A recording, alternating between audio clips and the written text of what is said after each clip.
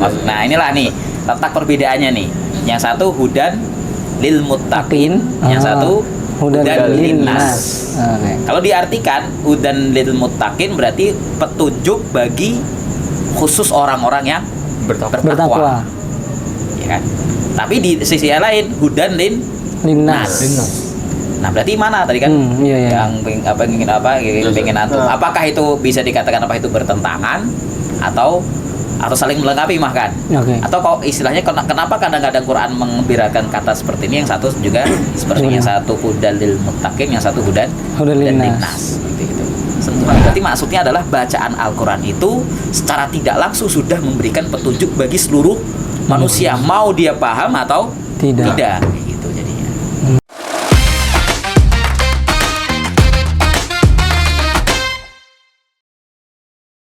Ya, bismillahirrahmanirrahim. Assalamualaikum warahmatullahi wabarakatuh. Waalaikumsalam warahmatullahi wabarakatuh. Teman-teman sekalian, sahabat Rumah Quran Musyawarah, kita malam hari ini perdana ya podcast kita, atau lebih ke bincang-bincang kita pada malam hari ini, ngopi ngeteh, ngobrol perkara iman dan ngobrol tentang hidup. Masya Allah. Dan tema kita pada malam hari ini cukup menarik ya. Kita akan membahas apakah Al-Quran itu ditujukan untuk semua manusia ya, ataukah Al-Quran ini hanya untuk orang-orang yang bertakwa. Jadi begini Ustaz. Ya, gimana? Dalam Al-Quran itu kan Ustaz, Al-Quran itu disebutkan atau perkataan yang Allah yang di dalam Al-Quran itu dikatakan ada yang ayatnya itu sebagai kitab, ada juga ayatnya itu yang Quran ya. Lantas perbedaan ini kan Ustaz, secara bahasa ini Ustaz, kalau pernah kita baca itu bisa dikatakan Al-Quran itu emang ada fasenya dia untuk seluruh manusia, ada memang hanya untuk orang-orang yang bisa memahaminya. Nah, kalau misalkan kita mau ulik dari segi bahasa dan kita dapat pemahaman benar-benar secara rinci itu gimana Ustaz? Kita mau minta penjelasan supaya kita nggak salah persepsi Ustaz tentang ayat ini gitu Ustaz. Bismillah. Jadi ini pertanyaan yang sangat menarik juga gitu kan. Ya, terutama bagi para penghafal Quran nih. Memang ini mungkin kita tujukan bagi yang sudah hafal, terutama di surat Al-Baqarah. Dan kita tahu di surat Al-Baqarah itu Allah Subhanahu wa taala berfirman, Alif Lam Mim, dzalikal kitab la raiba fi hudan lil muttaqin. Hudan lil muttaqin. Ya. Tapi di ayat yang lain di surat surat Al-Baqarah juga ayat 100 setelah surat tentang Siam. Syahrul Ramadan alladzi coba tuh 185 tuh ya. Masyaallah. Apa 185 atau 184? 185. Oh ya 185. Karena setelah ya apa coba dibacakan. Syahrul Ramadan alladzi unzila fihi al-Qur'an hudan linnas. Nah, inilah nih letak perbedaannya nih. Yang satu hudan lil muttaqin, yang satu hudan linnas. Kalau diartikan hudan lil muttaqin berarti petunjuk bagi khusus orang-orang yang bertakwa. Ya kan? Tapi di sisi yang lain hudan linnas. Nah, berarti mana tadi kan yang pengen antum. Apakah itu bisa dikatakan apa itu bertentangan atau saling melengkapi mah kan? Atau kok istilahnya kenapa kadang-kadang Quran mengembirakan kata seperti ini, yang satu juga seperti yang satu hudan lil muttaqin, yang satu hudan linnas. Gitu. Maka ketika fase antum membaca Al-Quran, jadi katakan gitu kan, fase antum masih menghafal Al-Quran, next step selanjutnya adalah memahaminya.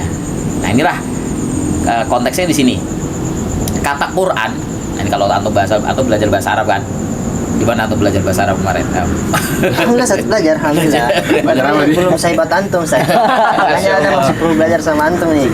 Iya, jadi kata Quran nih. Kalau ditanya Quran itu asal kata dari kata apa? Ayo. Saya. Ya, satu-satu pasti semua. Quran dari kata Qoro'a yaqra'u. Jelas ya? Pasti benar kan? Pasti semua sepakat nih ya, sudah ya. Kata Quran itu asal katanya dari kata Qoro'a yaqra'u. Jadi kalau dalam ilmu sharaf itu fiil sahih bab keberapa? Tiga. Karena fa'ala ya fa'alu. Berarti orang ketika membaca Quran, ya, berarti kata Quran itu berarti bentuknya adalah bacaan. bacaan. Orang membaca gitu kan. Contohnya, antum pun juga sama di sini, alhamdulillah. Antum di sini tidak hanya membaca Al-Quran, tapi mengajarkan orang membaca Al-Quran juga, alhamdulillah gitu kan. Masya Allah, ada pengajian ibu-ibu di sini, berarti kan nanti para guru-guru semua di sini. Pengajian guru ibu-ibu, pengajian anak-anak, ada semua. Bapak-bapak sih saya. Orang maksudnya yang istimewa yang juga kita ajar ya di tempat yayasan ibu Mas. Oh iya. Sudah banyak nih sisa bapak-bapak ini. Bapak-bapak insya Allah ya dalam waktu dekat nggak ada sih. Berarti poinnya adalah sebenarnya yang kita ajarkan itu baru bacaannya, Qurannya, kata Qur'an. Iya betul. Berarti apakah antum sudah mengajarkan maknanya? Belum. Next step. Makanya dikatakan tadi, kenapa kok di surat Al-Baqarah ayat 185 itu tadi kan Syahrul Ramadan alladzi unzila fihil Qur'an. Nah, kata Qur'an itu hudan, petunjuk bagi seluruh manusia. Paham? Oke. Jadi kata maksudnya Quran di sini bukan kitabnya, bukan isinya, tapi masih bacaannya dulu. Ya kan? Kata qara'a itu adalah asalkan dari kata qara'a yaqra'u tadi kan. Berarti bacaan Al-Qur'an itu petunjuk bagi seluruh manusia. Makanya itu tadi, antum alhamdulillah sudah setidaknya sudah memberikan petunjuk cara baca yang benar pada ibu-ibu, anak-anak, bapak-bapak dan seterusnya. Makanya Allah memilih kata Quran di sini. Kenapa bukan Alkitab? Ya kan, agak dalam gitu kan. Oke. Big question. Istilahnya gini, Al-Quran, Allah itu ketika memilih suatu kata di Al-Quran itu istilahnya nggak sembarangan pastinya.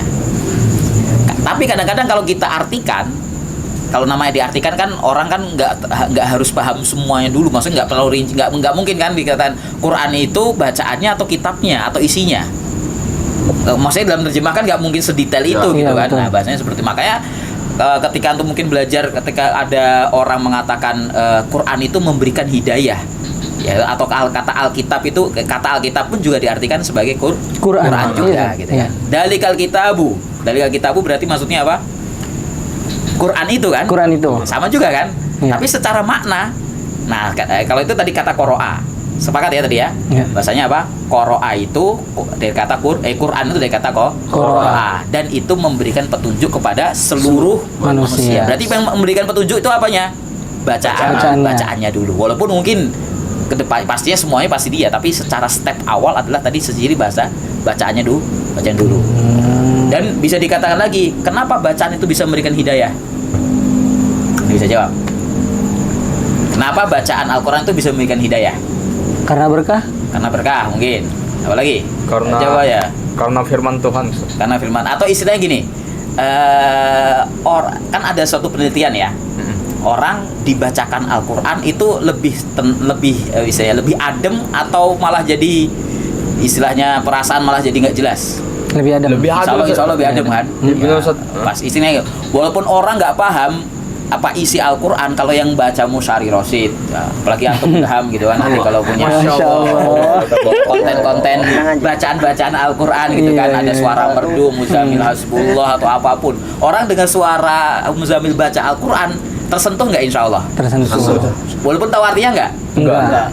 Pasti nggak tahu kan, nggak mungkin tahu artinya kan, kalau secara umum gitu kan, tapi sudah memberikan sentuhan. Berarti maksudnya adalah bacaan Al-Quran itu secara tidak langsung sudah memberikan petunjuk bagi seluruh manusia, mau dia paham atau tidak gitu jadinya.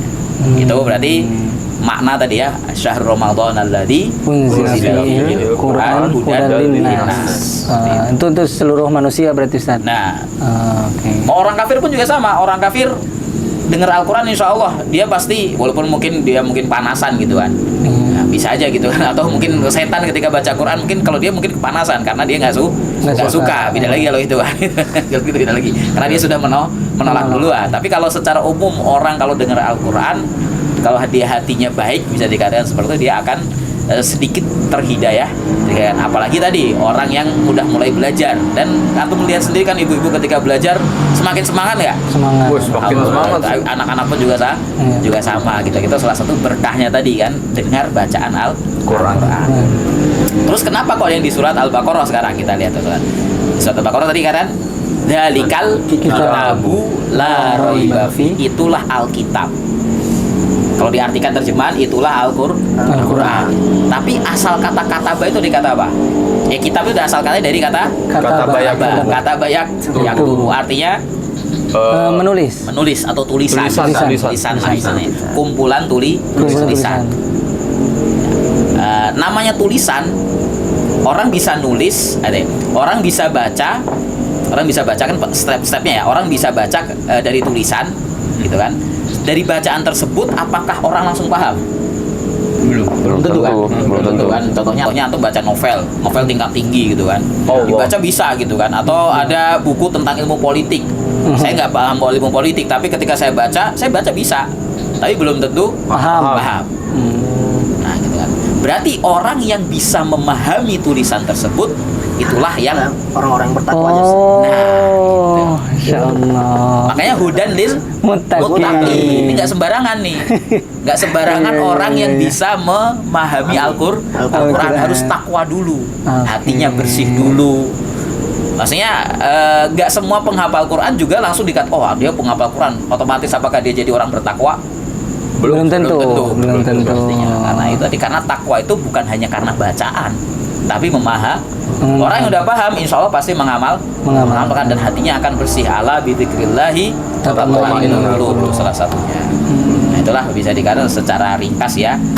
Tadi dikatakan berarti Al-Qur'an itu secara umum ya, kalau istilahnya kalau bahasa kita kan Al-Qur'an secara umum tadi ya.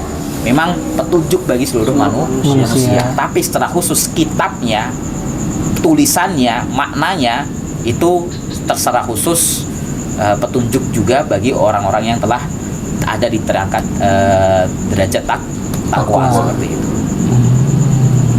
Ya masya Allah yang bisa dikatakan makna yang sangat dalam dan bahasanya kalau kita gali lagi makna-makna Al-Quran, masya Allah bisa lebih dalam lagi itu kan. Berarti kuncinya apa berarti? Belajar. Gimana bisa memahamin tadi belajar? Ya bahasa Arab kan? Dari membaca dulu. Ya pastinya paling membaca dulu kan, membaca next step gitu. Setelah next step, setelah itu kalau kita ingin naik derajat kepada orang bertakwa ya berarti kita harus pahami. Nah, memang memahami mungkin orang dikatakan orang memahami kan sekarang nggak harus baca bahasa Arab, bisa aja gitu kan. Ya. Contohnya dia apa? Ya dengar kajian, dia sama aja gitu kan. Secara umum berarti yang ustadznya itu yang paham gitu kan. Ataupun dia membaca terjemahan. Cuman orang yang baca terjemahan dengan orang yang paham secara bahasa Arab lebih gitu mana? Yang paham bahasa Arab. Paham bahasa Arab. Makanya dalikal kitab, maka Allah memberikan makna Alkitab, kata Alkitab. Dan kalau mau lebih dalam lagi sebenarnya kata di Al-Quran itu Allah memberikan suatu kata yang Allah artikan Al-Quran itu ada 4 sebenarnya. 4. Kalau Al-Quran tadi kan Quran secara umum Quran itu berarti Al-Quran. Kitab juga diartikan Al-Quran. Ada Az-Zikr. Az-Zikr kan inna nahnu nazzalna dzikra wa inna lahu lahafidun. Allah akan yang menjaga Al-Quran. Cuman di situ kenapa kok kata inna nahnu nazzalna al-Quran wa nahnu lahu wa inna lahu hafidun? Pakai katanya apa? Az-Zikr. Ya kan? Kenapa nggak Alkitab juga? Ya berarti ada makna ketiga nih. Lebih dalam lagi nih. Oke. Iya kan? Itu surat apa itu? Buka. Al-Hijr kan? Al-Hijr ayat baru di poin tengah tuh, paling tengah tuh. Berapa ya? Inna nahnu nazzalna dzikra wa inna lahu lahafidun. Intinya Allah akan menjaga Quran itu kan sampai kiamat kan? Cuman di ayat itu sebenarnya bukan makna Quran loh. Kata-katanya bukan Quran, yang dijaga itu bukan Quran tapi apa? Zikr. Kenapa? Lebih dalam lagi nih. Kenapa zikr? Sekarang apa makna zikir? Bahasa Arabnya dari kata asal katanya dari kata apa? Dzakara ya guru. Guru apa itu artinya? Mengingat ya. Oh, berarti ini orang-orang yang mengingat Allah dengan membaca Quran itulah yang menjaga itu Quran. Allah tugaskan. Enggak hanya mengingat, kata zikir itu artinya menyebut. Namanya zikir itu kan orang nyebut terus. Orang yang selalu murojaah, antum baca apa Al-Quran? Enggak, antum murojaah 3 tahun. Jadi inget enggak? Wafat. Dijaga enggak itu? Enggak. Kok bisa hilang? Karena enggak dizikirkan. Ya, makanya kalau pengen jadi penghafal Quran ya harus zikir, jadikan murojaah itu seperti Antum baca subhanallah pasti lupa nggak? Enggak. Akan lupa ya karena antum zikir terus. Al-Fatihah juga sama, antum nggak akan karena zikir itu, makanya ibarahnya tadi inna nahnu nazzalna dzikra, ini lebih dalam lagi. Oh. Masya Allah kan. Itulah. Ini sebenarnya bukan dari saya, sekali lagi saya juga punya guru ya. Guru ya, alhamdulillah dapat insight ini juga dari guru-guru kami gitu, bisa dikatakan kan bahkan guru kami pastinya dari ilmu tafsir pastinya ini ya. Makanya antum kalau lebih dalam lagi setelah baca Al-Qur'an, menghafal Al-Qur'an, pahami dengan ilmu-ilmu tafsir. Nah, gimana bisa ilmu tafsir? Ya belajar bahasa Arab dulu gitu kan, dan seterusnya seperti itu. Ustaz, kan kemarin Ana sempat juga tuh Ustaz dari tadi tahu tuh beberapa makna Al-Qur'an seperti Al-Qur'an, Alkitab sama Adzikr. Satu lagi nih emang benar nih Ustaz. Al-Qur'an tuh bisa disebut juga asyifa. Nah, benar. Itu betul nggak Ustaz? Ya benar. Itu maknanya apa lagi Ustaz? Ya, kalau itu kan asal tadi katanya dulu. Oke. Gitu kan? Tadi asal katanya syifa dari kata apa? Syafa yashfi, syifa, obat. Oh, syafa yashfi. Syafa yashfi. Oh. Cuman ibarahnya gimana dulu antum? Ibarah dalam Al-Qur'annya gimana? Kata syifa itu kata-kata sebelumnya gimana? Saya ingat nggak? Itu yang di Al-Isra itu. Al-Isra gimana? Wallahu alam. Nah ini PR tuh. Nah, mohon maaf juga mungkin saya masih keterbatasan zikirnya, mungkin kurang zikirnya jadi Murjanya nih, astagfirullahalazim. PR nih. Karena kan tadi itu Ustaz, kan saya tuh dari tadi dapatnya secara umum. Ya. Quran itu ada beragam penyebutannya. Ada tapi kalau dari tadi yang pembahasan yang kita bahas tadi itu menurut Ana ada tingkatannya gitu, jadi Ustaz, dari Al-Qur'an, Alkitab sama Adzikr. Ya. Itu kalau Asyifa kira-kira masuk nggak itu poin dalam pemahaman? Kalau secara khusus nama Asyifa sebenarnya bukan Al-Qur'an, cuman salah satu sifat Quran itu Asyifa. Oh. Kalau yang saya katakan empat kan, saya ngomong empat kan, kalau saya dapat dari guru kami itu empat. Yang satu Al-Furqan. Oh, pembeda. Surat Al-Furqan ada kan? Ada. Gimana depannya itu? Surah Al-Furqan. Ayo buka Al-Furqan. Surat Al-Furqan. Mana nggak tadi? Apa namanya surat Al-Furqan?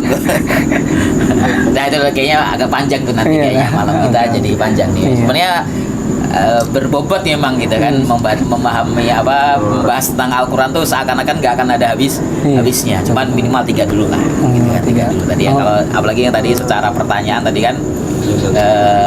Tadi petunjuk tadi kan antara Alkitab dan Al-Qur'an. Wah, lagi kayak Ilham masih masih mengingatkan Al-Furqan dia. cincinnya zikr. Tapi lagi yang bukan itu Ustaz, makanya agak lupa gitu.